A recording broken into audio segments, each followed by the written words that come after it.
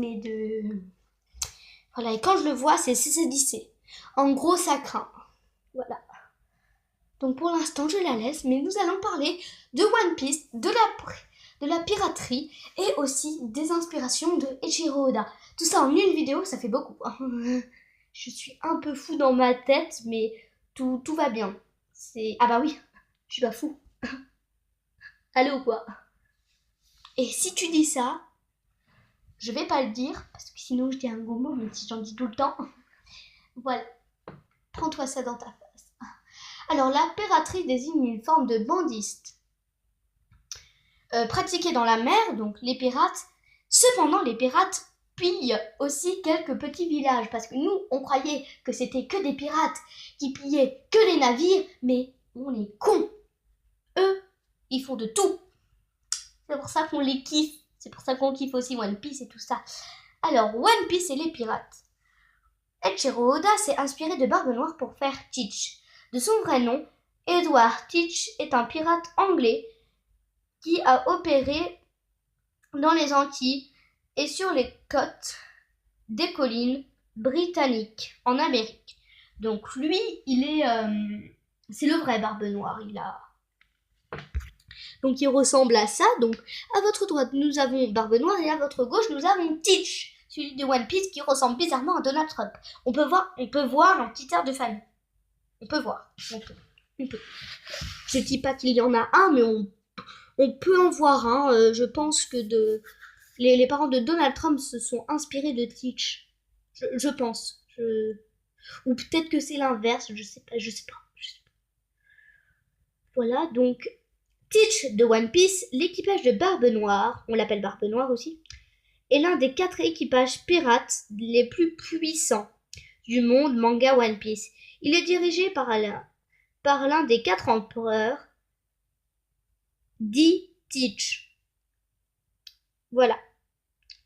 Ensuite, nous avons Alvida, celle qui s'est un moment fait une alliance avec Baggy le clown.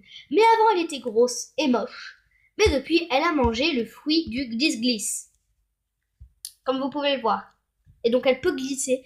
Et depuis, elle est mince. Et elle est beaucoup plus jolie qu'avant. Hein, parce que à votre droite, on a une fille qui est très jolie. Et à votre gauche, on a Alvida, celle qui est réelle. Et vous allez voir, Eiichiro Oda se n'est pas arrêté là. Donc, Alvida était une femme pirate du 4e ou 5e siècle. Je sais pas, j'ai du mal avec les rires. Non, les rires, bien sûr. Très marrant. Donc, oui, donc je disais les chiffres, pardon, romains. Donc, c'est 4 ou 5 siècles. Elle s'habillait en homme, alors que c'était une femme. Hein. C'est une femme, mais elle s'habillait en homme. C'est vrai que les hommes, à l'époque, portaient une jupe. Ah bah, on peut le voir. On peut voir que ici, elle porte une jupe. Me dites pas qu'elle s'habille comme un garçon. Oh! Oui, donc.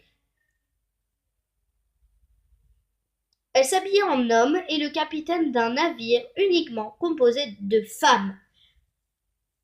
Après, nous allons faire allusion à ça. Alvida, One Piece, elle considère comme la plus belle femme de toutes les mers. Alors qu'à l'époque, elle était grosse. Elle était moche. Et en plus, elle n'avait pas un équipage que constitué des femmes. Donc, Alvida a mangé le fruit du glisse-glisse. Donc, Alvida, pas celle du monde réel, hein, celle du One Piece.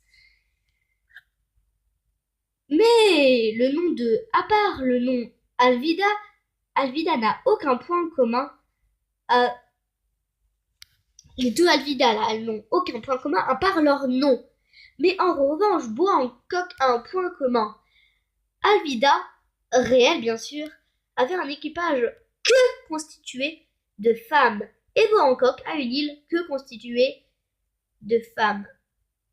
Bois Hancock, elle est à peu près pareille qu'Alvida. Sauf que Bois Hancock est beaucoup plus jolie. On peut le voir.